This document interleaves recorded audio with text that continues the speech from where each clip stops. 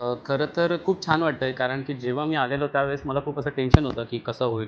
कारण वर्कशॉप मी खूप टायमानंतर करत होतो. आजच्या सेशनमध्ये मी हे शिकलो की प्रत्येक स्टुडिओमध्ये मी ऑडिशनला गेल्यानंतर मी रिजेक्शनमध्ये का जातो याच्या मागचं कारणच कळालं मला. जॉईन करण्याचं कारणच म्हणजे मी रीलवरती पाहिलं रोहन सर कशाप्रकारे शिकवतात आणि त्यांच्या शिकवण्याची पद्धत मला फार आवडली. माझ्यात खूप चेंजेस झालेत आणि मला इकडे येऊन खूप आवडलं.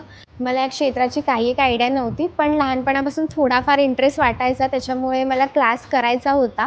कारण जेव्हा आमच्या सोसायटीमध्ये असे ड्रामा वगैरे असायचे तेव्हा मला काय सुचायचं नाही. मग जेव्हा मी इकडे जॉईन केलं तर तेव्हा मला सर्व स्टेप बाय स्टेप सरांनी समजावलं होतं. मी इन्क्वायरी केली आणि मग मी इथे जॉईन केलं.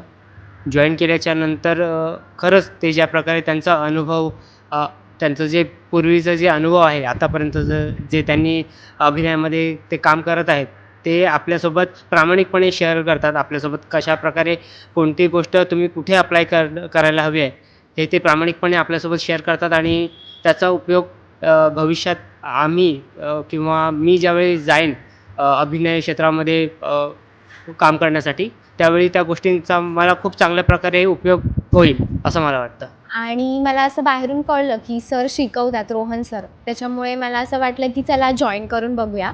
सो मी क्लास कंटिन्यू केला आणि खूप छान वर्कशॉप चालू आहे माझं.